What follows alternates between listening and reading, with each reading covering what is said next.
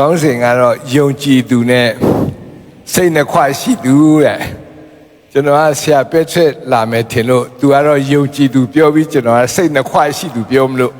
အခုတော့3ခွတော့ပြောမလို့ဖြစ်နေနော်ဘာပဲဖြစ်ဖြစ်ဘုရားသခင်ရဲ့ကျေးဇူးတော်ကိုအထူးပဲချီးမွမ်းပါတယ်နော်တခါပြန်လေပြီးတော့မှတွေ့ဆုံရတယ်ကျွန်တော်တို့ဒီကြားထဲမှာမိုးထဲရေထဲမှာခုနဆရာဆုတောင်းလို့ပဲခက်ခဲတွေရှိတော်လည်းပဲအချိန်တန်တဲ့ခါဘုရားသခင်မျက်မှောက်တော်ကိုကျွန်တော်တို့ဝင်ရပါတယ်နော်ဒီနေ့ကျွန်တော်ပြင်ဆင်ထားတဲ့အရာစိတ်နှခွရှိတော်သူတဲ့စိတ်ရနှခွရှိတယ်ပေါ့နော်ဒါတော့ကျွန်တော်ထင်တယ်အားလုံးလွယ်ကူကူပဲနားလေမှာပဲနော်စိတ်ကနှခွရှိရဆိုတော့ကောင်းလာအဲ့ဒါမကောင်းဘူးဒါပေမဲ့ရှိတယ်ကွာကျွန်တော်လည်းခဏခဏစိတ်နှခွရှိတယ်ကျွန်တော်ထင်တယ်အားလုံးမညာတမ်းပြောရင်တော့လူ100မှာ80လောက်တော့နှခွရှိတယ်ကွာခရိယန်တော့ဟုတ်တယ်ယုံကြည်တယ်ကွာဘုရားသခင်ဒါပေမဲ့စိတ်မချတာလားဘယ်လိုလဲမသိဘူးဘုရားသခင်အရှိရပဲပြေးလို့နော်အဲ့ဒါလိုလို့တော့ဒါစိတ်နှခွလို့ပြောရမလားပေါ့နော်ဒီနေ့ကျွန်တော်စိတ်နှခွရှိတဲ့သူအကြောင်းပြောချင်တာဖြစ်ပါတယ်နော်ထို့သောစိတ်နှခွရှိသောသူပြုလေသမျှတို့၌မတည်ကြည်သောသူဖြစ်၍အဲ့တော့စိတ်နှခွရှိတာတော့မကောင်းဘူးပေါ့ထာဝရဘုရား၏လက်တော်မှာတစုံတရာကိုရမည်ဟုမထင်မှစေနှင့်တော်တော်ဆိုးတယ်နော်စိတ်နှခွရှိရင်ဘုရားသခင်ကြီးကဘာမှမရဘူးနော်အဲ့တော့ဘာမှမရတဲ့လူတွေကိုကြည့်ရင်သူတို့ကစိတ်နှခွရှိတဲ့သဘောဖြစ်တယ်ပေါ့နော်အဲ့တော့ဒါတက်တည်ဖြစ်တာပေါ့အဲ့တော့ဥပမာလေးတစ်ခုနဲ့အစပြုချင်တာပေါ့နော်အဲ့တော့အေယာဝတီမြို့ကကျုံးပေါ်အဲ့ဒီဒေသမှာသူကချောင်းတွေပြောင်းတွေများတယ်ပေါ့အဲ့တော့ရွာလေးတစ်ရွာမှာအပြိုကြီးတယောက်ရှိတယ်ကျောင်းဆရာမသူ့နာမည်ကတော့ဒေါ်အေးအေးတဲ့အဲ့တော့ तू ကမြစ်ကိုကူးပြီးတော့မှတစ်ဖက်ကမ်းမှာကျောင်းစာသွားသင်ရအဲ့တော့နေ့တိုင်းသွားသင်တာပေါ့ပြန်လာတဲ့အခါသူ့ကိုလာကြိုတဲ့ကတို့သမား2ယောက်ရှိတယ်ကိုတာဟန်တဲ့တယောက်ကအဲ့ကိုတာဟန်က तू ကဗလကောင်းတယ်အဲ့တော့ तू ကလှေနဲ့လာကြိုတယ်အဲ့ဒါပြီးရင်နောက်မှကျတော့ဒီကိုတာတင်ဆိုတဲ့လူလည်းပဲကတို့သမားပဲသူတို့လည်းလာကြိုတယ်အဲ့တော့ဒီ2ယောက်စလုံးကသူ့ကို crush နေတာပေါ့နော်အပြိုကြီးကိုပြိုကြီးကိုကြိတ်ကြွေတာဟောနော်ဒါပေမဲ့အပြိုကြီးကလည်းကြည့်လိုက်တော့ဘသူ့ကိုရွေးရမလဲဆိုတာတယောက်ကလည်းပဲ suspect နဲ့ပေါ့နော်အငယ်လေးတို့လိုပေါ့ L11 နာတယောက်ကကြည့်လိုက်ရင်လည်းဟာဆရာအောင်မျိုးလိုပေါ့ကျွန်တော်လည်းစဉ်းစားကြည့်တယ်သူ့နေရာမှာနေတယောက်ကချိုလေးတယောက်ကလည်းပဲလှလှလေးဆိုတော့ဘသူဒါပေမဲ့ तू ကခွဲတန်းချတနင်္လာနေ့ပုဒ်တူဟုနေ့အဲ့ဒီနေ့ကျရင်အဲ့ဒီကိုတာဟန်လာကျူအင်္ဂါနေ့ကြာတာပတိနေ့ကျရင်ဒီကိုတာတင်လာကျူသူတော့လှုပ်ထားတော့ဟိုနှစ်ယောက်ကမသိရှာဘူးပေါ့နော်သူကတော့အကွက်ချတာပေါ့တနေ့ကျတော့မမျော်လင့်မဲနဲ့အဲ့ဒီနေ့အောင်လာဆုံရောလာလဲဆုံရောသူကနှစ်ယောက်စလုံးနဲ့လက်မလို့ချင်တော့ဘယ်လိုလုပ်ရလဲဆိုတော့ဟိုတယောက်ကလည်းလာပေါ့နော်သူ့ဘက်ပါမယ်ထင်လို့ကျွန်တော်လှေစီးပါပေါ့ဟိုတယောက်မဟုတ်ကျွန်တော်လှေလာစီးပါပေါ့သူတော်ဒုက္ခရောက်တယ်အဲ့ဒီနှစ်ယောက်ကလည်းနှစ်ယောက်စလုံးကကိုယ့်ကိုအခြေအနေကောင်းတယ်လို့အောက်မေ့တဲ့လူကြီးပဲဆိုတော့အတင်းဆွဲတော့အဲ့နဲ့တပြဟေးအဲ့လိုတော့မလုပ်နဲ့ငါဘယ်သူမှမျက်နှာမလိုက်ဘူးနင်တို့ရဲ့လှေပေါင်းပေါ်မှာလှေနံပေါ်မှာနင်းပြီးလိုက်မယ်ရတယ်အဲ့ဒါဆိုဒါပေမဲ့နင်တို့ကဒီလိုမျိုးပေါ့နော်ညီလေးလျှော်လို့ရလားရတာပေါ့နော်ဆက်လေးမြင်းဆောင်တွေပဲနော်အဲ့ဒါခါရဲသူကလှော်တာဒီဘက်ကအငယ်လေးကလည်းလှော်ပေါ့နော်ဟိုဘက်ကနော်ဒီကိုဆရာမျိုးကလည်းလှော်ပေါ့ညီလေးသွားလေကညီလေးသွားတာသူကအဲ့ပေါင်ပေါ်မှာလေနံနှစ်ဖက်နင်းတာပေါ့နော်အဲ့လိုနဲ့သွားတာပထမတော့အဆင်ပြေတယ်မြစ်လည်းနားရောက်တော့နှစ်ယောက်စလုံးကအစွန်းပြချက်ဒီဘက်ကိုတန်ဟန်လဲသူ့ရဲ့ six pack ပေါ့သူလည်းအားရှိတဲ့အကြောင်းနည်းနည်းဆော်တော့လျှာရှိတိုးသွားဟိုတယောက်မင်းကဒီလိုလားရတယ်သူလည်းတအားကျုံးဆော်တော့လျှာရှိတိုးသွားအဲ့တော့နှစ်ယောက်စလုံးသူအားပြတာနဲ့လျှာကွာရောကွာရောတော့အေးရတခါလဲဘယ်လိုနေမလဲလင်းနေဖက်ပြုတ်ကြတော့အောက်ထက်ဘုံနာကြအဲ့ဒါနဲ့စကပုံပေါ်လာတယ်လှေနာနှစ်ဖက်နင်းတယ်တဲ့အဲ့ဒါ ကျွန်တော်တို့ကတကယ်ပြောရင်စိတ်နှစ်ခွရှိတာလေတံတစ်ဖက်နင်းတာနဲ့တူလားမတူလားတူတယ်တော့အထူးသဖြင့်ကျွန်တော်ထင်တယ်ဗမာပြည်ကလူတွေကစိတ်နှစ်ခွရှိရပိုများမှထင်တယ်ဘာဖြစ်လဲဆိုတော့တို့ကစကပုံအများကြီးပဲကွာငရဲနှစ်ကောင်ဖမ်းနေဆိုတော့ကြားဘူးလားအဲ့ဒါတော့မပြောတော့ဘူးနော်ဒါလည်းကျွန်တော်တို့နားလည်ပါပြီနော်အဲ့တော့ဖော်ပြချင်တဲ့အရာဒါကောင်းလားဆိုတော့မကောင်းအကျိုးမရှိဘူးပေါ့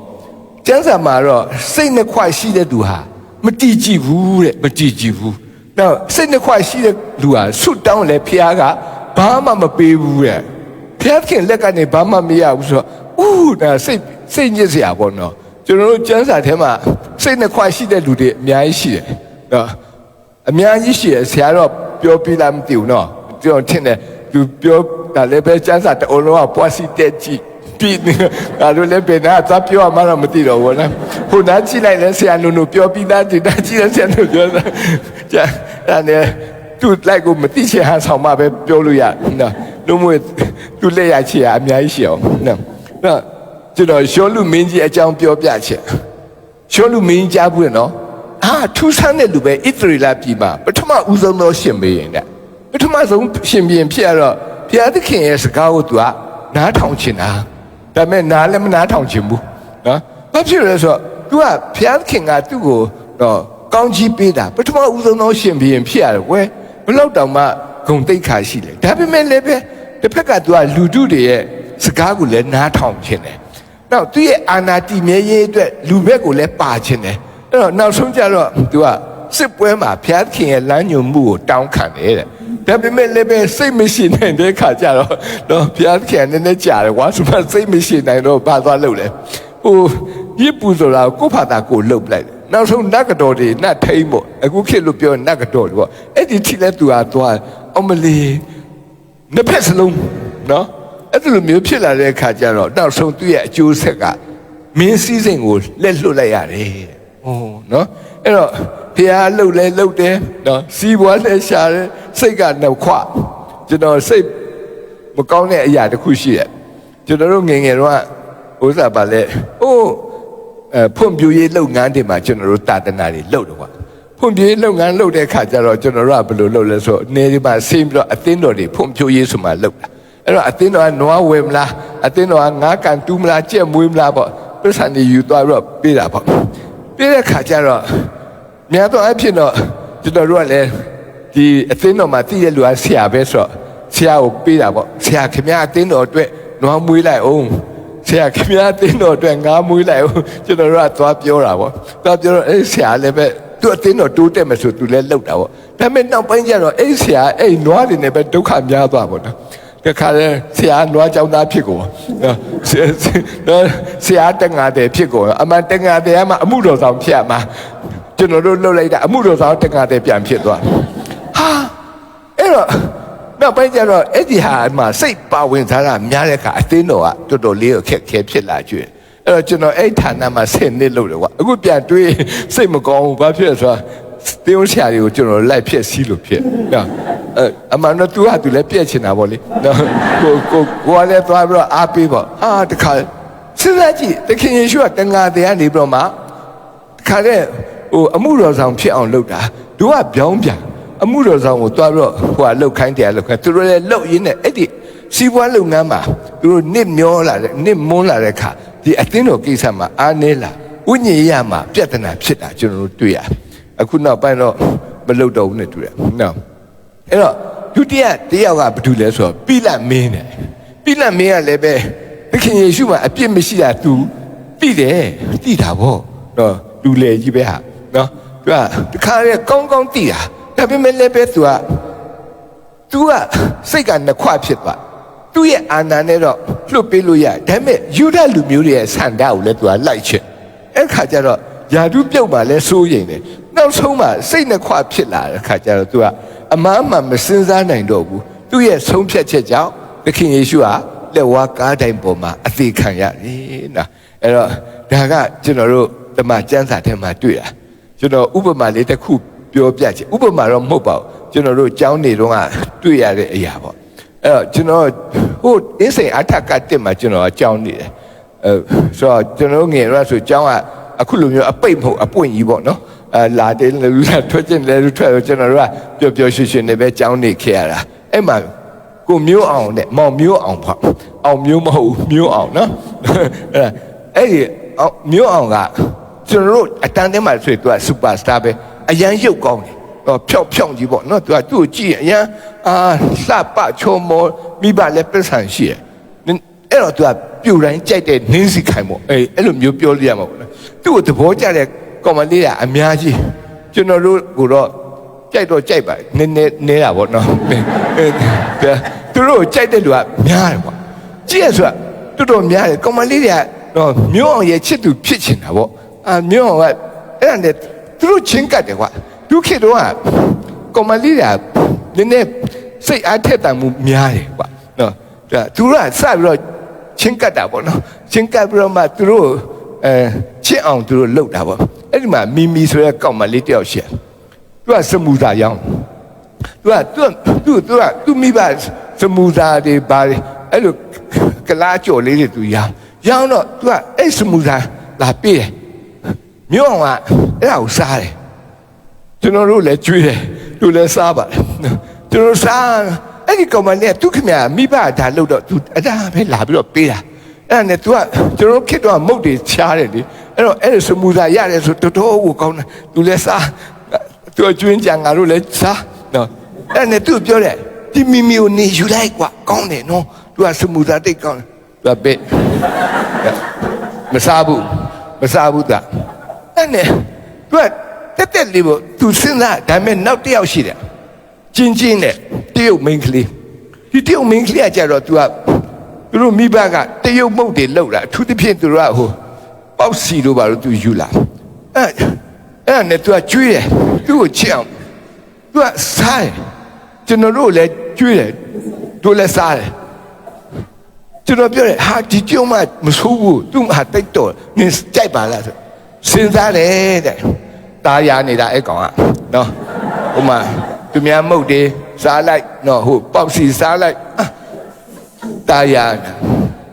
ကောင်မလေးတွေကကြာတော့တီးမခံနဲ့တော့ကျွန်တော်တို့တက်ကတူရောက်တဲ့အခါအဲ့ဒီမိမီယာဟိုးမှလည်းတောက်ပသိမ်ပဲပါသွားကရင်တယောက်နဲ့ရအခုသူတို့ဟိုးမှလက်ဖိတ်ဆိုင်သူတို့စမူတာတွေပါရောက်နာမယ်ကြီးပဲအဲ့ပါသွားရောနောက်တစ်ခါခုနပေါက်စီရောက်တဲ့ကလေးမှလည်းတောင်ငူပါသွားသူလည်းကရင်တကောင်နဲ့ရနော်ကျွန်တော်တို့ gathering လုပ်တော့ပျော်ပျော်ရွှင်ရွှင်နဲ့တွေ့မျိုးအောင်လာတယ်ဒုက္ခောက်နဲ့ဟေးမင်းကဘလို့လဲအခုချင်းနေစမိမမရသေးဘူးတဲ့ဟောစိတ်နှစ်ခွရှိတယ်ဟိုဟာစားရမလားဒီဟာစားရမလားသူစဉ်းစားနဲ့နောက်တော့ဘာမှမစားလို့အဲ့ဒါအရန်ဆိုးတယ်ဒါရောက်တော့ငါတို့စိတ်နှစ်ခွရှိတယ်ဆိုတာတော်ဟိုမကောင်းကျွန်တော်တို့ပတ်ဝန်းကျင်မှာကိုဥပမာတွေအများကြီးကျွန်တော်တို့တွေ့ရတယ်နော်အဲ့တော့လောကကြီးမှာနှစ်ခုလိုချင်လို့မရဘူးတစ်ခုပဲရနော်နှစ်ယောက်ယူလို့လည်းမရဘူးတစ်ယောက်ပဲရမယ်အဲ့တော့ရှင်မသက်ခရစ်ဝင်ကျမ်းအခန်းကြီး6အငယ်24မှာသခင်ယေရှုကမိန့်တော်မူတယ်တဲ့အဘယ်သူများသခင်နှစ်ဦးအစေကိုမခံနိုင်တဲ့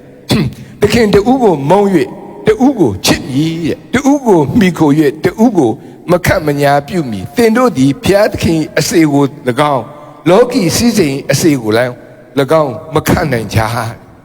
အဲ့ဒါတိတ်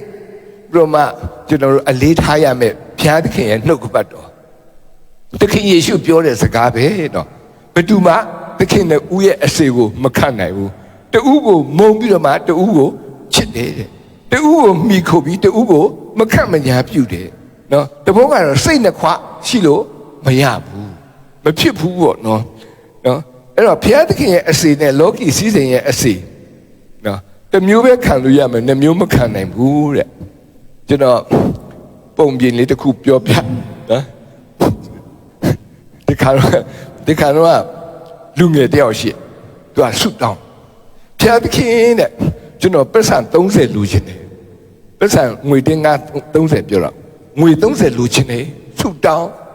နေ့တိုင်းပဲသူအဲ့ဒါဆုတောင်းတိုးတက်တာမဟုတ်သူကြဲလောင်ဆုတောင်းတယ်ဘုရားသခင်ပတ်စံ30လူချင်တယ်ပတ်စံ30ပေးပါ ဘုရားသခင်ပေးနိုင်တယ်ဆိုတာကျွန်တော်ယုံတယ်ကျွန်တော်ပတ်စံ30လိုချင်တယ်ဒီလူကလည်းပတ်စံလိုချင်တာတိတိကျကျပြောတော့သူ့တတိယကြားတော့သူ့တတိယနားထဲမှာနားထောင်လို့အဆင်မပြေဘူးသူ့ကိုပြောတယ်ဟဲ့အောင်မင်းတို့ဘုရားဘယ်လိုဘုရားလဲပတ်စံအဲ့လိုအတိအကျတောင်းရတာလားအတိအကျတောင်းရတာဒါဆိုရင်မင်းက30ရမှဖြစ်ပါလား30ရမှဖြစ်မှာဆုတောင်းတာပဲဟဲ့30ရော့မရဘူးလားမရဘူး30ရမရော့မရဘူးကျွန်တော်တို့ဖေကတိကျတယ်သူစိတ်ကတမျိုးတည်းပဲသူဖေကသူ့30ပေးကိုပေးမယ်ဒီတတိယသူတပည့်ကတောင်းတာလဲကြာပြီခုထိမရတော့သူကဂျားထက်မနေနိုင်ဘူးသူစိတ်နှလုံးကိုတို့ထိတာပေါ့အဲ့နဲ့သူကတခါလက်ကဝတ်တစ်ထည့်ယူတော့ပစ္စ29ကျချုပ်တော့ပေးလိုက်တော့ထားသူကရက်လဲရအောင်သူအယံဝမ်းတာသွားတယ်ဟာဖျားသခင်တကယ်ပဲကောင်းမြတ်တယ်ကျွန်တော်အခုပစ္စံပေးလိုက်ပြီတဲ့သူထုတ်ပြီးရည်ကြည့်တော့29ကျပဲရှိသူတတိယပြမင်းပြောတော့20မင်းတို့ဖျားကအတိအကျဆို30ဆိုအခု29ကျလည်းမင်းယူတာပဲလားမင်းဖျားရှော့ပေးတာမဟုတ်လားမဟုတ်ဘူးတဲ့ကျွန်တော်ဖျားလက်ကင်ဘွားဖို့တကြနှုတ်ထားတာဘယ်တော့မှသူ့ရဲ့ဖျားပေါ်မှာသူစိတ်တန်းတယ်လဲဆိုတာပြောပြချင်တာနော်တကယ်အဲ့လိုမျိုးပေါ့ဆိုတော့စိတ်ကနှစ်ခွမရှိတစ်ခွပဲနော်တစ်ခွပဲဘာဖြစ်လဲဘုရားသခင်ငါ့ကို30ပေးမယ်မပြည့်ခဲ့လို့ရှိရင်အဲ့ဒါလက်ကင်ဘွားဘိုးပဲနော်အဲ့တော့ဒါအင်မတန်မှကျွန်တော်ဖတ်တော့အယံခွန်အားရတယ်နော်ငါတို့လည်းမိမချိုးရချင်တာပေါ့ကွာနော်မရတော့လည်းပဲဘုရားသခင်အသားဖြူတာပြေးပဲတော်ပါပြီနော်ဒါမှမဟုတ်လည်းပဲလိမ္မာလည်းတော်ပါပြီပေါ့တို့တော့လည်းပဲဒီနေရာမှာတော့စိတ်တန်းတာစိတ်ကယုံကြည်တာတစ်ခွတယ်ဘုရားသခင်အကောင်းဆုံးငါတို့ကိုပေးတယ်တဲ့ကဲဒီနေ့စိတ်နှစ်ခွရှိသူတည်ပြုလေသည်များ၌မတည်ကြည်ဘူးတဲ့နော်အဲ့တော့ပြုလေသည်များမတည်ကြည်အင်္ဂလိပ်လိုပြောတဲ့အခါမှာတော့ unstable in all his way တဲ့သူ့ရဲ့လမ်းခီးမှာ stable မဖြစ်ဘူးမတည်ငြိမ်ဘူးပေါ့အဲ့တော့မတည်ငြိမ်ဘူးဆိုတဲ့အခါကျတော့သူ့ရဲ့ခီးကလည်းအဆင်မပြေဘူးပေါ့မအောင်မြင်ဘူးပေါ့နော်အဲ့တော့စိတ်နှစ်ခွဘာကြောင့်ရှိရတာလဲဘာဖြစ်လို့ငါတို့စိတ်နှစ်ခွရှိရတာခရိယန်ဖြစ်တယ်လေဘုရားသခင်ကိုယုံကြည်တယ်လေဘာဖြစ်လို့ငါတို့စိတ်နှစ်ခွဖြစ်ရတာလဲဆိုတော့အဖြေကနှစ်ခုတည်းပဲရှိရပြန်စဉ်းစားကြည့်ဒီနေ့ကျွန်တော်ဘာလို့စိတ်နှစ်ခွဖြစ်ရတာလဲကျမဘာဖြစ်လို့စိတ်နှစ်ခွဖြစ်ရတာလဲပထမတစ်ချက်ကတော့ကျွန်တော်တို့ရဲ့ယုံကြည်ခြင်းနဲ့တန်တရားကြားထဲမှာလွန်ဆွဲနေနော်ယုံလဲယုံတယ်တန်တရားလည်းရှိတယ်အဲ့ဒါကြောင့်မလို့ကျွန်တော်တို့စိတ်နှစ်ခွဖြစ်တာအင်္ဂလိပ်လိုပြောတော့ faith versus doubt ဖြစ်တယ်ပေါ့နော်အဲ့တော့ဖះကိုယုံတယ်နော်ဒါပေမဲ့တန်တရားစိတ်ကကြီးနေတာ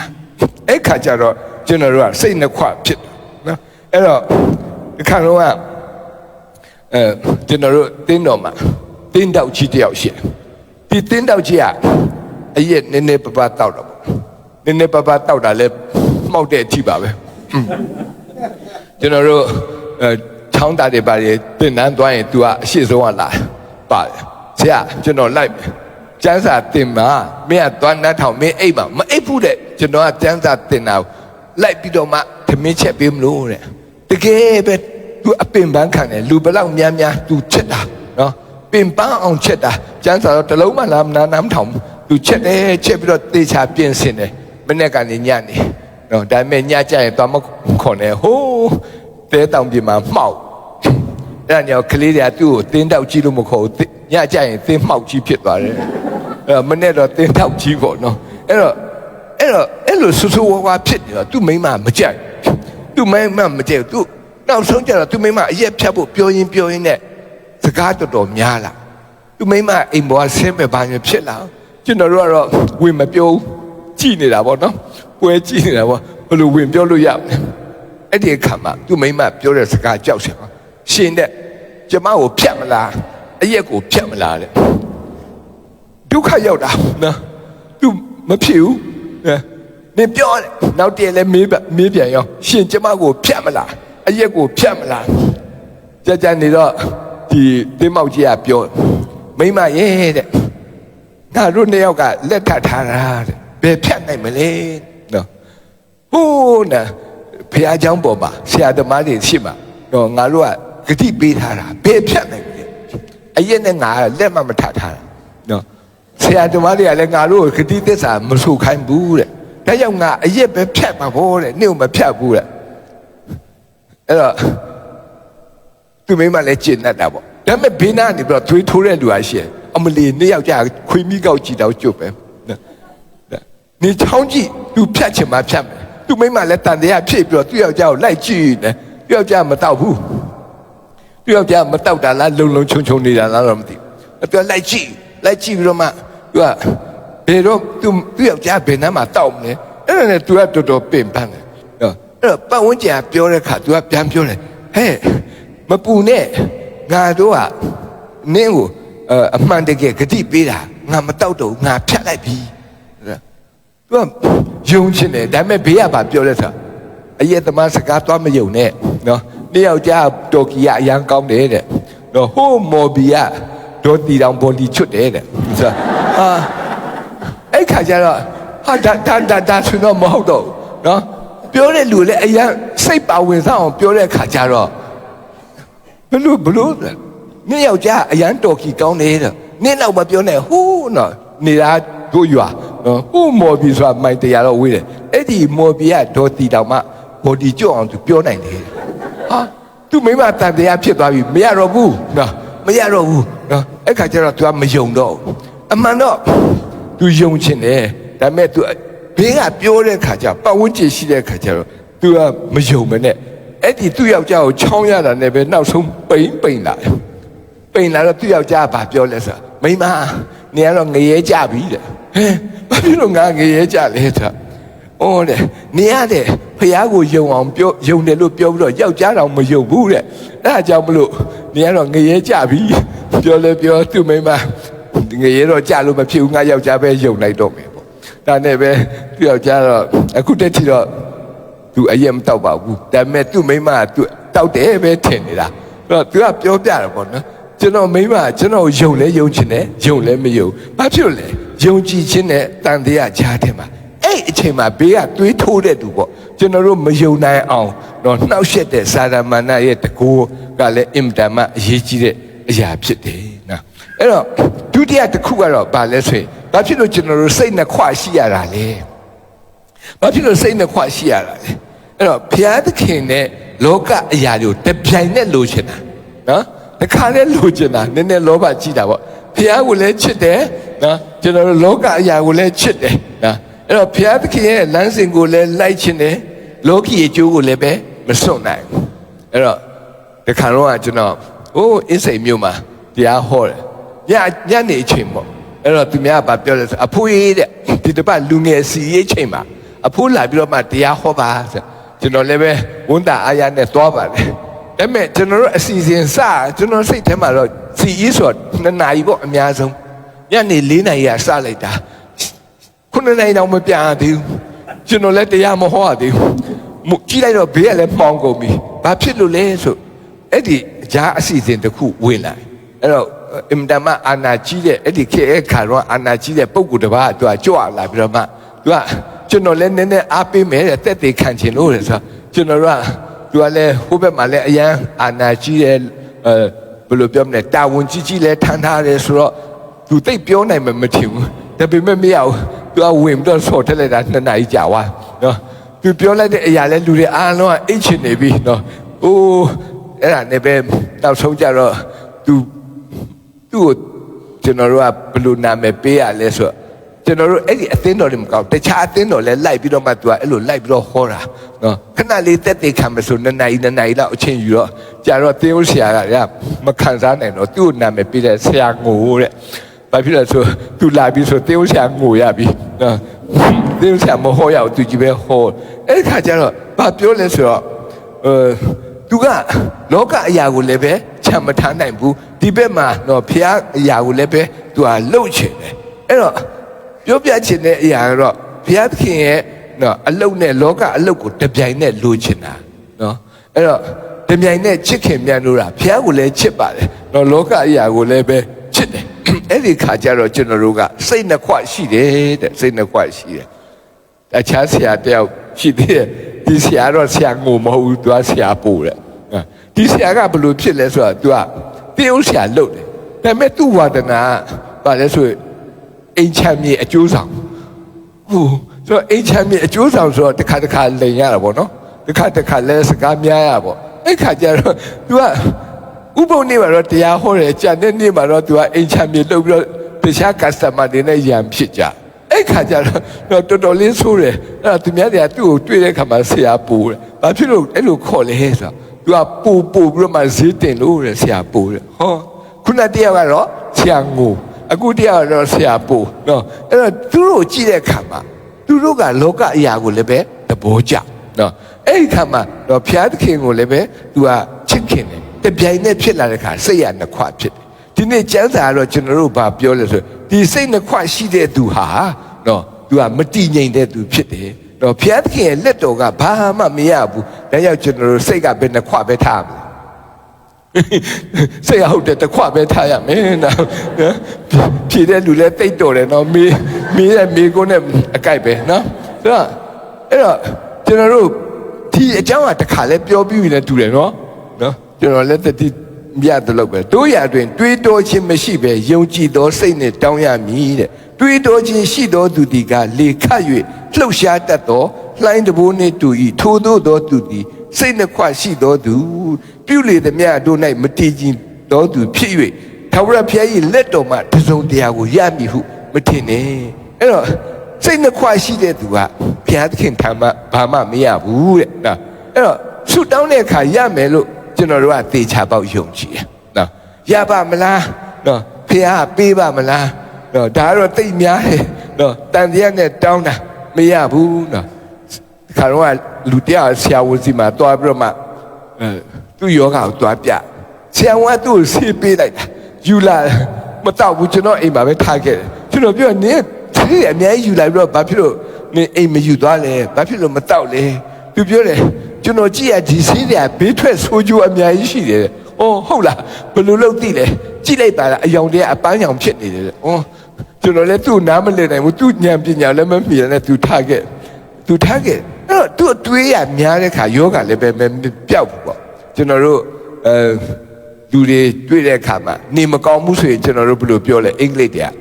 get well soon တဲ့ဘာညာပြောပုတ်ပလားကြားဘူးလားအဲ့လိုပြောတဲ့အခါမှာကျွန်တော်တို့ကနေကောင်းပါစေဆိုမှကျွန်တော်တို့ကဆုတောင်းပေးတယ်ဆန္ဒပေးတာပေါ့နော်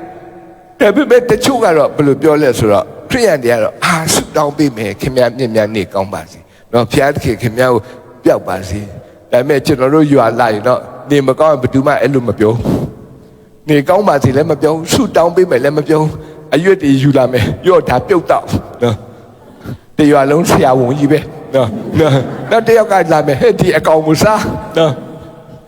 အဲ့တော့ကျွန်တော်တို့ကနေမကောင်းဘူးလေနော်အဲ့တော့ဆရာဝန်စီမှာတော့ဆေးကုပြီးပြီဒါပေမဲ့ရွာရောက်လာတဲ့အခါမှာသူများအမလေးနေမလို့အဲ့ဒါမလိုဘူးရော့ဒါစားဘယ်အရွက်တွေမှလည်းမသိဘူးယူလာပေါ့အမြင့်တွေလည်းတူးလာစေတနာနဲ့ပါနော်သူတို့ကတော့တကယ်ဒါပေမဲ့စိတ်ကဘာဖြစ်သွားလဲစိတ်ကနှစ်ခွဖြစ်သွားတယ်ငါဟိုဆေးကန်းသွားတာတိတ်မကြိုက်ဘူးဒါကြီးကအဆင်ပြေမယ်ထင်တယ်အဲ့ဒါကျွန်တော်တွေ့တဲ့အရာရှောက်တောက်ရင်းဆိုင်နေပဲတေးကုန်ဆိုတဲ့အခါကျတော့ဘာပြောလဲဆိုစိတ်နှစ်ခွဖြစ်အောင်လုပ်ပေးတဲ့လူဟာသူလည်းမကောင်းဘူးသူများကိုစိတ်နှစ်ခွဖြစ်အောင်မလုပ်နဲ့နော်စိတ်နှစ်ခွဥမာဆိုပါတော့ဆရာအမျိုးကသူမိမယူမယ်ပေါ့ငါတို့ကသူကဆုံးဖြတ်ပြီးဒါပေမဲ့ငါတို့တက်ကြဟဲ့အဲ့ဒါမယူနဲ့အဲ့ဒါထက်ပိုမိုက်တာရှိတယ်အဲ့ဒါသွားလို့အဲ့ဒီလှုပ်တဲ့လူကအပြည့်ရှိလားမရှိလားရှိတယ်အဲ့ဒါစိတ်နှစ်ခွအဲ့ဒါနေပဲဆရာအောင်မျိုးလည်းပဲမရတော့ဖြစ်တာပေါ့နော်အဲ့ဒါဆိုတော့အဲ့တော့ဘုရားသခင်ထံမှဘာမှမရဘူးတဲ့ဒီခါအဲ့ဒီစိတ်နှစ်ခွရှိတဲ့ဥစ္စာကိုပြောရင်းနဲ့ကိုယ်တိုင်လည်းပဲမဖြည့်ရှင်းနိုင်ဘူးကိုယ့်ရဲ့စိတ်နှစ်ခွရှိတာကိုပဲဖြည့်ရှင်းကြရအောင်ကျွန်တော်စိတ်တစ်ခွပဲထားရအောင်သူများစိတ်နှစ်ခွရှိတာကိုကျွန်တော်တို့သွားပြီးတော့လည်းပဲမီးမထိုးနဲ့သွားပြီးတော့လည်းမမဆာနဲ့မလွယ်ဘူးကွာကျွန်တော်ပြည်မြို့ကိုသွားအဲ့တော့ကျွန်တော်တို့ကငှဲ့သေးတယ်ပေါ့နော်ကျောင်းကလည်းပြီးခါစားလေးပေါ့အဲ့ပြည်မြို့သွားတော့တင်းတောက်ကြီးတယောက်ဘုရားရှိခိုးလာနော်နာမည်ကြီးပဲတထေးပဲနော်လာတဲ့ခါမှာလက်ရနှစ်ဖက်ဒီလိုလာမိမအကြီးတယောက်အငယ်တယောက်ဟာဒီမိမနှစ်ယောက်နဲ့သူကကာနဲ့လာဘုရားကျောင်းလာတဲ့အဲ့လိုပဲအတူတူထိုင်အဲ့လိုထိုင်ဘုရားရှိခိုးပြီးအတူတူပွဲတော်ယူလဲအတူတူပြန်သွားကျွန်တော် နေလို့မကောင်းတော့ဘူးသူအရန်ဆဆူရှင်တယ်လေသူရောဒါမဲ့သူမိမငယ်တယောက်လည်းဖြက်ဖြက်လက်လက်အချစ်တယောက်လည်းပဲခန်းခန်းချိုးချိုးမြောက်စလုံးကပြည့်ရစရာမရှိဘူးသူကအလေကောင်အဲ့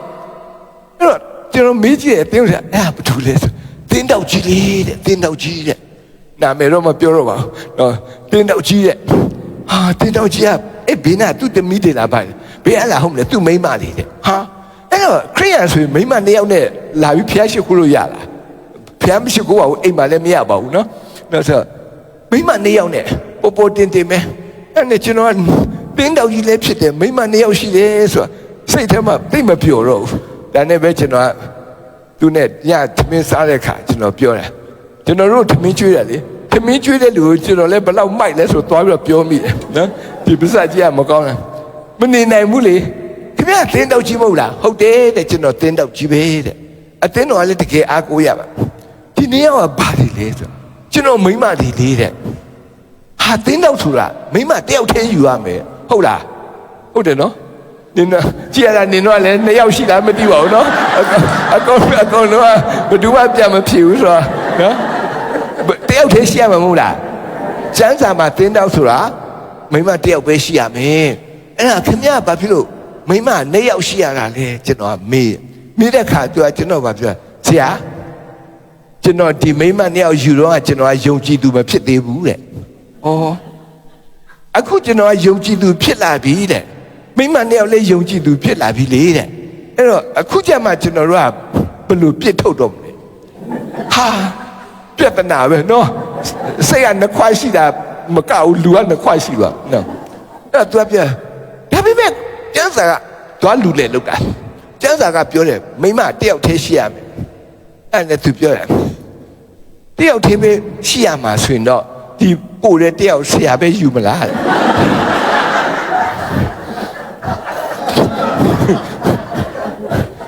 အဲ့ဒီနေရာစပြီးသူများအကြောင်းကျွန်တော်မပြောတော့ဘူး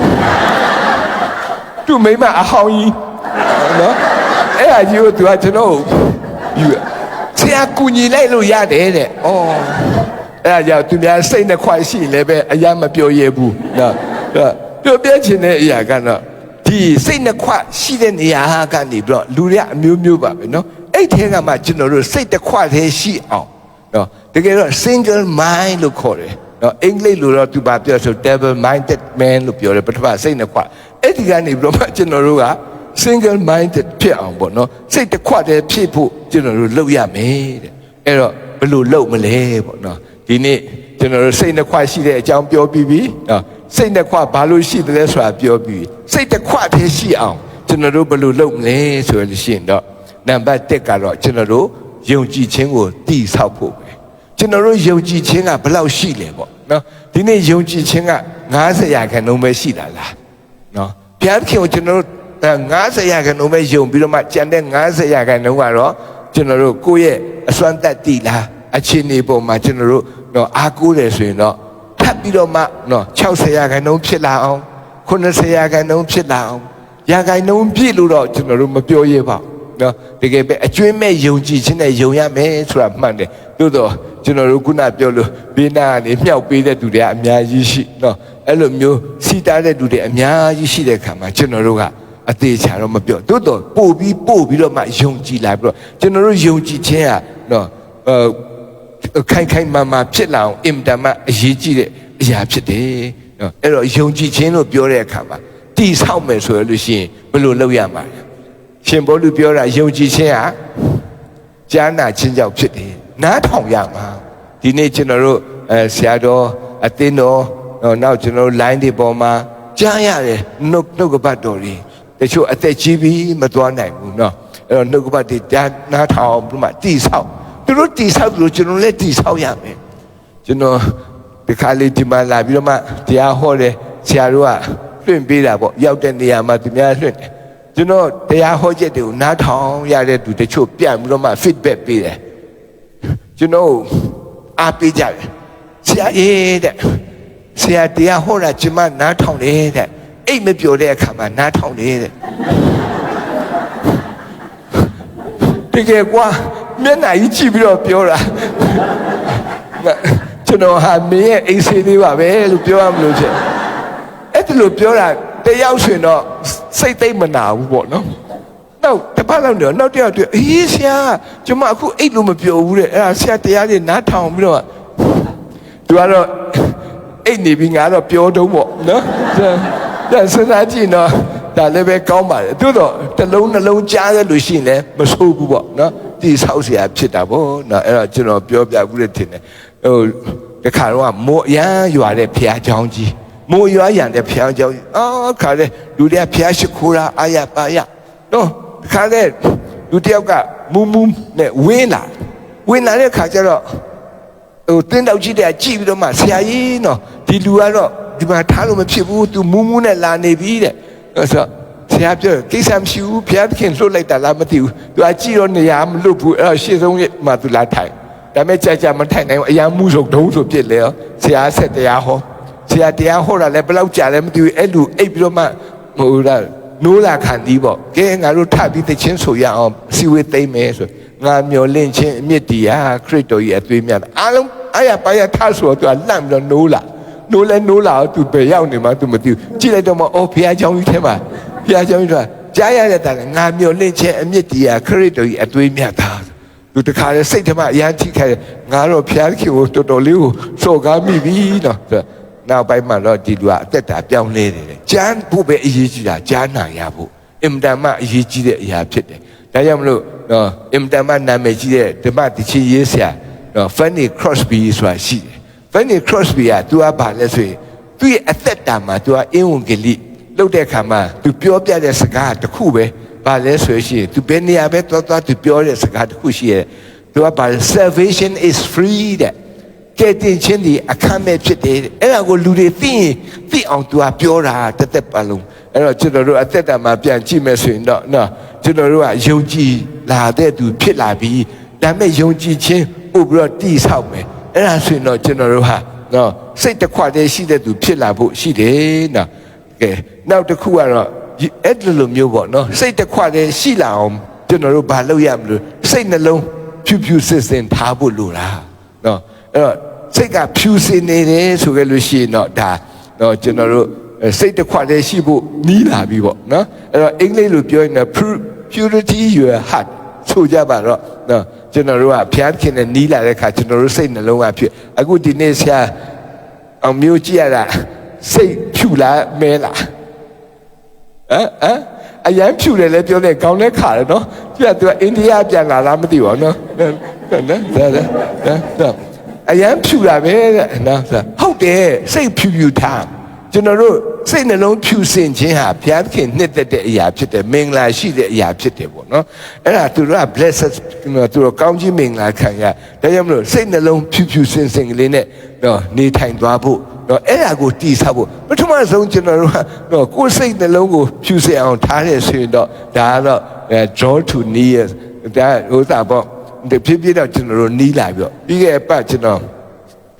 အတင်းတော်တစ်ပတ်မှတရားဟောတယ်အဲ့ဒီမှာ main ကလေးတယောက်ရှိရကွာဒီ main ကလေးတယောက်ကသူ့နာမည်အရှိကြီးပဲချစ်စနူနင်းပွင့်တယ်သူ့နာမည်ခါတဲ့အဲ့ဒီကလေး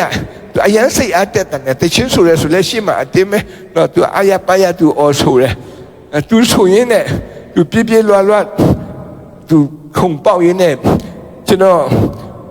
မုတ်ထုတ်ကြီးကိုတက်နင်းလိုက်တာကြေးမွာတာအမှန်တော့အတင်းတော်လည်းအော်ပါဘုရားရှိခိုးပြီးမှလက်ဆောင်ပေးတာမဟုတ်ဘူးစောစောစီးစီးပေးတယ်ကွာပေးတဲ့ဥစ္စာလည်းမုတ်ထုတ်ကြီးအဲ့ဒီပေါ်သူကတက်နေငါတော့သွားပြီပေါ့နော်ဘာဖြစ်လဲဆိုတော့ဒီနေ့ဒါလေးပဲရတာလေနော်ဒါလေးအိမ်တော်မရောက်သေးဘူးတက်နေစိတ်ထဲမှာခုနဖြူတဲ့စိတ်ကတိတ်မဖြူချင်တော့ဘာဖြစ်လဲအော်ငါမုတ်ထုတ်ကြီးခြေတော့အပြားကြီးနဲ့တက်နေသွားတာပြန်စားရင်လည်းမကောင်းတော့ဘူးထင်တယ်ဒါပေမဲ့သူမျက်နှာကြည့်လိုက်တော့ तू ကသိတော့မသိဘူး तू ကအေးစေပဲ तू ကချီးမွမ်းတာဖះကိုချီးမွမ်းတာအဲ့ဒါနဲ့ကျွန်တော်ကသူ့မနေနိုင်ဟဲ့နင်းဝဲလာခဲ့ဘာတော့ဆိုငါမုတ်ကြီးနေသွားလေဟုတ်လားတဲ့အော်နင်းသွားလားတဲ့အေးနင်းသွားတယ်သူ့ဘဝအရန်ကိုစိတ်နှလုံးကလေဖြူစင်တော့လေနင်းတာနင်းသွားတယ်နင်းခံရတဲ့လူကဘာမှမတတ်နိုင်လောက်အောင်ပဲသူ ပြောပြချင်တဲ့ဖြူစင်ခြင်းကအရန်နှစ်သက်စရာကောင်းတယ်ပေါ့နော်အရန်ချစ်စရာဒါကြောင့်ငါတို့စိတ်နှလုံးဖြူဖြူစင်စင်ထားဖို့ကဲအဲ့တော့နံပါတ်1တစ်ချက်ကတော့ယုံကြည်ခြင်းကကြားနာခြင်းလို့ပြောတဲ့အခါမှာကျွန်တော်တို့ကြားနာဖို့ရန်လိုတယ်နောက်နံပါတ်3ကတော့နော် take and read the Bible တဲ့နှုတ်ကပတ်တော်ကိုကျွန်တော်တို့ယူပြီးတော့မှနော်ဖတ်ဖို့လိုတာပေါ့ကျွန်တော်သမီးအိမ်မှာလာပြီးအလုပ်လုပ်တဲ့ကလေးမတယောက်ရှိတယ်သူကစစ်ချောင်ပေါ့ကွာနော်သူကစစ်ချောင်ဆိုတော့သူတို့အိမ်သူတို့ရွာသူတို့ဖျားเจ้าကဟိုးရေလဲမှာဘာမှမရှိတော့ဘူးနော်ကောင်းကင်ကလာတဲ့နော်မီးလုံးကြီးတင်နေသူတို့အကုန်လုံးပြက်စီးသွားတော့သူကဘာမှမရှိတော့သူတို့တော့မှအကျိတ်နေအဲ့တော့သူကအဲ့လိုလာရင်းနဲ့ပညာတတ်လေးပါပဲကျွန်တော်သမီးအိမ်မှာသူကလာပြီးတော့မှနော်သူကခိုးလုံတာပေါ့နေတာပေါ့သမီးကလည်းသူ့ကိုလက်ခံပါတယ်ဒါပေမဲ့သူကဘယ်သွားအိတ်ကြီးတစ်လုံးကအမြဲတမ်းပဲကွာဒီအိတ်ကြီးတစ်လုံးကလည်းချဘူးမချဘူးအိမ်သာသွားလဲလွယ်ထားတာပဲငါတို့ကလည်းအရန်စိတ်ဝင်စားတယ်အဲ့ဒီအိတ်ကြီးဒါပေမဲ့စိတ်ရှောင်ယူကူညီပါလေဆိုမှသူများသွားအိတ်နိုင်လည်းမကောင်းအဲ့တော့ကြည့်ဒီအိတ်ကြီးကဘာဖြစ်လို့သူလွယ်ထားလဲသမင်းဆိုင်လည်းလွယ်ထားတယ်အောက်ဆင်းလည်းလွယ်ထားတယ်အိမ်သာသွားဘယ်တော့မှမချမနေနိုင်တော့ဘူးကွာနော်စဆုချင်လာပြပြီအဲ့ကျွန်တော်သမီးနေမေးချင်အဲ့ရပါဘာလို့ရှောင်နေရသူများကိုရေးကိုတာဖြစ်လာပါလဲမသိဘူးပေါ့နော်တော့စိတ်တန်ရာပူရဝမ်းတော့မမင်းနဲ့အော်အေးမမင်းနဲ့ဒါပေမဲ့သူအဲ့ဒါကြီးလွယ်တာနေတော့ငါမခံစားနိုင်ဘူးကျွန်တော်စိတ်တော့မကျေနပ်ဘူးကွာနော်တေးဥရှာလုပ်ပြီးသူများအိတ်သွားခိုးနိုင်လဲမကောင်းကြည့်မနေနိုင်ဘူးတရက်ကျွန်တော်မိမပြောအမှုနေအဲ့ကလေးအဲ့ရပါတယ်နေဘာဖြစ်လို့ဆက်ဆက်သူသူများကြည့်ချင်တာဟာလုပ်ပြရောအမှန်တော့ဒါဆိုတော့ကျွန်တော်ပြောဒီတိလာသူကဟိုဘက်ကလာတာနော်အဲ့ထဲမှာလက်ပစ်ဘုံပိုင်ဘယ်နဲ့လုပ်အဲ့လိုလဲသွားပြောအဲ့ခါကျတော့သူတို့အားလုံးခေါင်းထဲမှာခုနကတော့တက်လုံးယူသားလာပြီးတော့သူအကုန်လုံးသူတို့စိတ်ပူလာပြီလေဟုတ်လားဟုတ်တယ်ကြည့်ရတာသူတို့လက်ပစ်ဘုံထက်လိုက်နေဒုက္ခပဲအမှန်တော့ကျွန်တော်သိချင်လို့လေအဲ့နဲ့တမရပြဟဲ့လာခဲ့အောင်ပါနေ့အဲ့နေ့အမြဲတမ်းလွယ်တယ်နော်အဲ့နေ့အဲ့ထဲမှာဘာပါလဲလက်ဘာပါဦးတဲ့ဖုံကြီးဘာမှမပါဘူးဆိုတာမဖြစ်နိုင်ဘူးကျွန်တော်ပြောလိုက်မှသူတို့ကတန်တရားပိုကြီးလာတော့ကြည့်လိုက်တော့တကယ်ပဲအဖူးဖူးလေးနဲ့လက်ပစ်ဘုံဖြစ်မှာပဲအဲ့နဲ့မရမကအတင်းဖွင့်လဲရောအတင်းဖန်စီပြီးဖွင့်လာကျန်းစာအုပ်ထွက်လာအဲ့နဲ့အဲ့ကလေးကငိုတာပေါ့သူ့ဟာကြီးအတင်းဖွင့်တော့ဒါမဲ့ငါတို့ကလည်းမကောင်းပါဘူးဒါမဲ့ကြည့်ချင်တယ်လေဗာများတလောက်တယ်အဲ့တော့ကျန်းစာအုပ်ဖြစ်နေအဲ့နဲ့မီးတယ်ဘာလို့နေဒီကျန်းစာအုပ်ကိုတွားလိရဖြောက်ပြီးတော့မှကြောက်လွယ်လေဖတ်လာဟုတ်ဘူးတဲ့မဖတ်ဘဲနဲ့ဒီလောက်အလေးခံပြီးဘာလို့ရှောက်လွယ်လဲအိုးတဲ့အဲ့ဒါအကာအကွယ်လေးတဲ့သူ့ရဲ့သေုံးဆရာပြောထားတယ်တဲ့အဲ့ဒါအဲ့ကျန်းစာအုပ်ကအကာအကွယ်ပဲတဲ့အဲ့ဒါကြောင့်မလို့အမြဲတမ်းသူ့ကိုလွယ်ထားပေါ့နော်အမှန်တော့စာတာမှာနတ်ရာကာကွယ်ဖို့ပြောထားတာလို့ဒါပေမဲ့အဲ့ဒီကျမ်းစာကိုကာကွယ်လို့ပြောတဲ့တေးဥရှာလဲသူလည်းပါသွားပြီပေါ့နော်သူလည်းမရှိတော့ပါဘူးတော့အဲ့တော့ဒါပေမဲ့သူတပည့်ကသူစကားနားထောင်တယ်အဲ့တော့ကျမ်းစာကအကာအကွယ်အနေနဲ့ပဲမဟုတ်ဘူးပေါ့နော်ဖတ်ရမှာပေါ့နော်ဒါပေမဲ့သူခင်ဗျားတော့မဖတ်ပါဘူးအဲ့ဖောင်းဖောင်းနဲ့ခုတည်းလျှောက်သွားခောက်ဆွဲဆိုင်သွားလဲလွယ်တာပဲနော်နောက်တစ်ခုကတော့နံပါတ်4တစ်ခုကတော့ draw near to God နော်ဘုရားသခင်စီကိုနော်ဒါနီးကပ်လာဖို့ကျွန်တော်တို့ချင်းကပ်အဲ့တော့ဘုရားသခင်စီကိုချင်းကပ်ဖို့အင်တာမလိုတယ်ဒီနေ့ခေတ်မှာကျွန်တော်တို့ကအချောင်ခိုလို့ရတာပေါ့နော် Zoom meeting နဲ့ကျွန်တော်တို့ကဘုရားရှိခိုးတာပေါ့နော်ကျွန်တော်လည်း Zoom meeting နဲ့တော်တော်များများဘုရားရှိခိုးတယ်ကွာများသောဖြင့်သူများရဲ့ကင်မရာပိတ်ထားကြတော့ကျွန်တော်ကလေးတွေလည်းပဲကျွန်တော်တို့ညဆိုကဲငါတို့ဘုရားရှိခိုးရအောင်ဆို Zoom နဲ့ဘုရားရှိခိုးတယ်အမှန်တော့ဘုရားသခင်စီချင်းကပ်တာတော့တကယ်ကိုနော်ဘုရားသခင်ဗိမာန်တော်ရအောင်ချင်းကပ်ရင်တော့အကောင်းဆုံးပဲ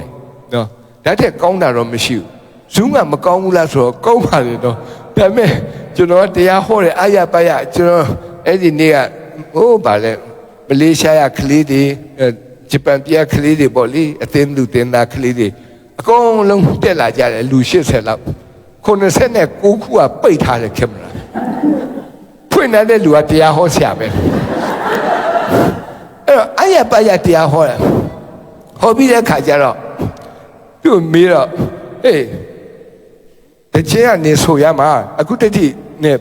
ပြန်ဖွင့်လိုက်ပါဦးအတန်လည်းမလာဘူးနော်အယုတ်လည်းပြန်ထွက်မလာပြောင်းတယ်နောက်တစ်ယောက်မေးတော့အဲ့လိုပဲ80လုံးလိုက်မေးတာတယောက်မှပြန်မဖြစ်ကြဘူးအဲဒုက္ခပဲငါအင်တာနက်မှာကြာလာဘယ်ဟုတ်မလဲနောက်ဆုံးကျတော့တယ်လီဖုန်းဆက်ပြီးမှဟေးနင်ငါပြောနေတယ်နင်ဇူးထဲမှာနင်ဇူးကဘာဖြစ်နေလဲဆိုတော့အဲ့ကြမှာနိုးလာတယ်မပြီးသေးဘူးလားလေမပြီးသေးဘူးမင်းအခုချက်ချင်းဖွင့်စမ်းဆိုမှကင်မရာလည်းဖွင့်လာချင်အောင်ထဲမှာပက်လက်ကြီးအဲ့တော့ဒါကဖျားသခင်စီလာတာနော်ဖျားသခင်စီ draw လုပ်တာဒါပေမဲ့တခါလေကျွန်တော်တို့နံပါတ်ပဲဖြစ်တာတခါတလေကြိုင်တော့ဆရာကြီးစိတ်ဓာတ်မကြောက်သူတို့လည်းတက်ပေးတာပဲနော်ကျွန်တော်တို့လည်းစိတ်ဓာတ်ကြလွယ်လို့လားမသိဘူးအမှန်တော့သူတို့ကိုကျွန်တော်တို့ကပေးချင်တာအဲ့လိုဖြစ်တော့နောက်တော့အခုတော့အမိတ်ထုတ်တယ်နင်တို့အဲ့ဒီမျက်နှာအကုန်ဖွင့်မှာဆိုတော့သူကအမျိုးမျိုးပြောတတ်တယ်မျက်နှာဖွင့်တော့ဘာဖြစ်တယ်ဒီလိုဖြစ်တယ်ပြောတယ်ခိစ္စမရှိဘူးတော့ကျွန်တော်တို့နားလည်ရမယ့်အရာကဒီတကယ်ပဲဗိမာန်တော်ကိုရအောင်လာဖို့နော်ဘုရားသခင်စီချင်းကပ်တယ်ဆိုဘုရားသခင်စီ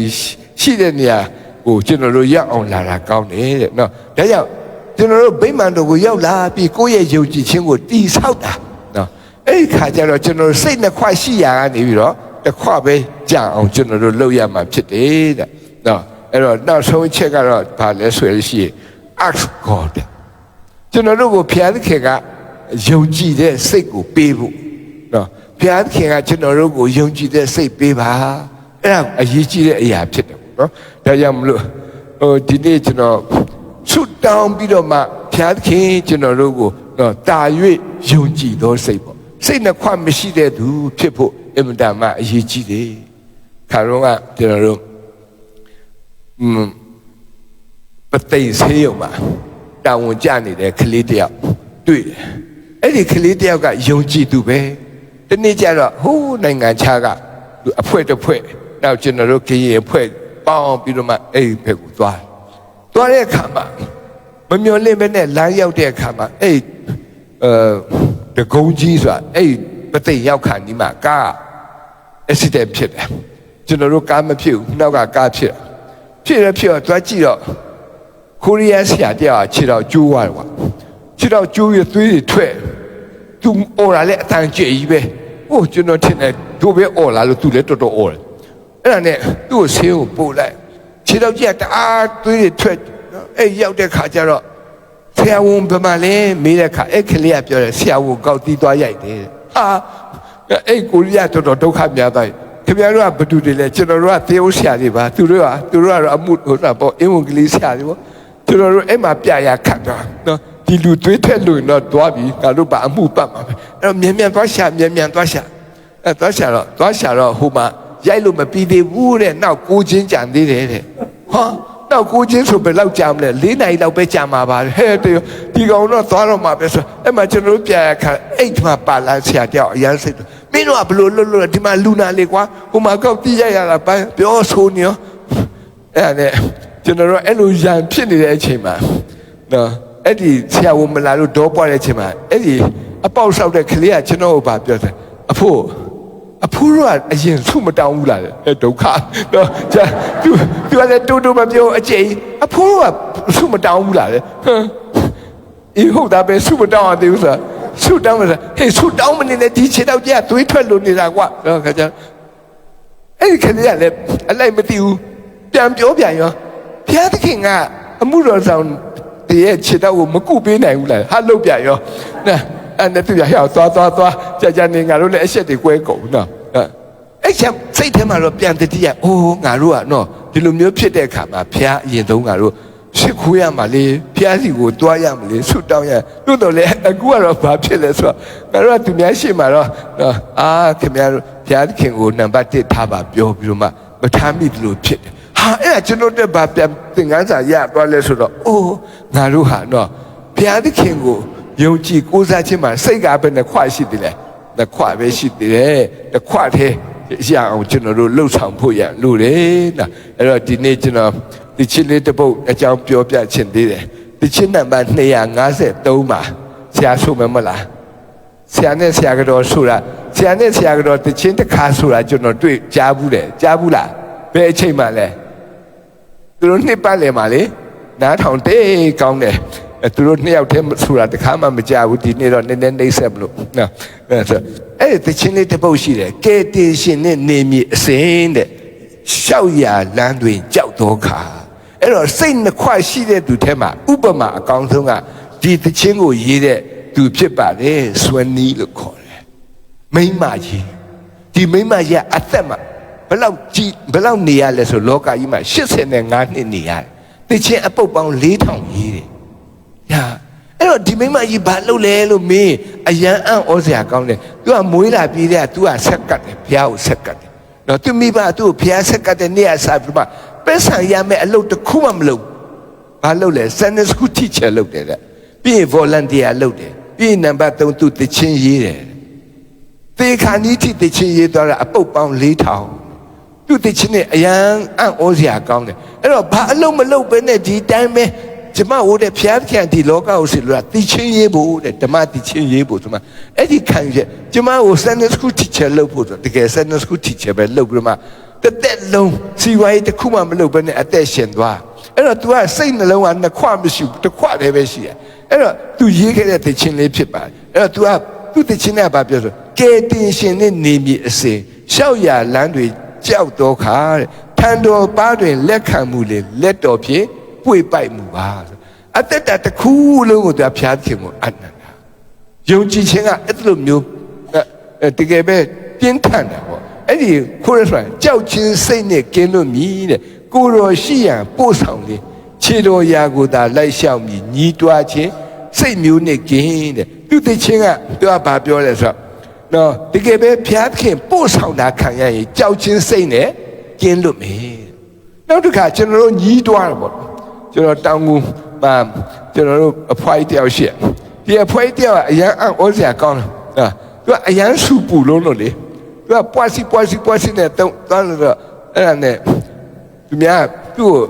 ဘုရားကျောင်းမှာအချိန်ပေးတယ်အချိန်ပေးတဲ့အခါတပါတိကသူ့နာမည်ကိုမိနေတယ်အမသူ့နာမည်သူကပေါ်ပေါ့အဲ့မဲ့သူ့နာမည်မေးကျင်ညာမဲ့အချိန်လည်းရောက်နေပြီဆိုမတတ်နိုင်လို့ကျင်ညာလိုက်တယ်အခုဒေသနာဝင်ကပေးမဲ့လူကတော့ညီးတွားချင်းမိခင်ဖြစ်ပါတယ်ကြည်လူကတော့နော်ဒါဆိုရအမှုပွားပေါ့နော်အဲ့လိုမျိုးတာကူကစွာမှုပွားအဲ့လိုပြောတာပေါ့နော်ဆိုညီးတွားချင်းမိခင်ဖြစ်ပါတယ်အရန်စိတ်ဆိုးသားနော်ဒါပေမဲ့မတတ်နိုင်ဘူးတရားလည်းဆက်ဟောရတာပေါ့နော်အဲ့ဒီသူတရားဟောတဲ့မျက်နှာပိုးမာသေးတယ်အဲ့တော့ပြောပြချင်တဲ့အရာကတော့ဒီချင်းလေးဟာကျွန်တော်တို့ဘာဖော်ပြလဲဆိုကျွန်တော်တို့အသက်တာမှာတကယ်ပဲနော်ရာခိုင်နှုန်းပြည့်စိတ်တစ်ခွတည်းရှိပြီးတော့မှဘုရားသခင်ကိုယုံကြည်ဖို့ဖြစ်တယ်နော်ဒီနေ့အရန်ကြောက်စရာကောင်းတဲ့နော်နှုတ်ကပတ်တော်ကိုကျွန်တော်တို့ကြားရတာဖြစ်ပါတယ်နော်ဒီနှုတ်ကပတ်တော်ကကျွန်တော်တို့မထင်မဲ့မြင်လို့မရတဲ့အရာဖြစ်ပါတယ်နော်စိတ်နှစ်ခွရှိသောသူတို့သည်တဲ့ပြုလေသမျှ၌မတည်ကြည်တဲ့စိတ်နှစ်ခွရှိသောသူတို့သည်ထာဝရဘုရား၏လက်တော်မှတစုံတစ်ခုကိုမြတ်မရမည်ဟုမထင်မှစေနေဒါကြောင့်ကျွန်တော်တို့ဟာစိတ်ကတစ်ခွတည်းရှိမှဘုရားခင်နှစ်သက်တဲ့အရာဖြစ်ပါတယ်နော်ဒီနေ့တော့ကျွန်တော်ဆရာနဲ့ဆရာမဒီချင်းလေးဆိုပေးပါဦးလို့နော်အားလုံးလက်ခုပ်တီးပြီးတော့ကြိုရင်မကောင်းလား153ပုံနဲ့ဆရာမတို့2ယောက်နှစ်သက်တဲ့တခြင်းပေါ့နော်ဆရာမတို့2ယောက်ကျွဲဆိုတာခဏဆရာတို့ကနိုင်ငံခြားသွားတော့ဒုလည်းတတိရတယ်ကွာနော်နင်တို့တတိမရောက်လားဒါဆိုအဲ့တော့နိုင်ငံခြားပြန်စုံတွဲတခြင်းကျွန်တော်တို့နားထောင်ရအောင်နော်လက်ခုပ်တီးပါဦးနော်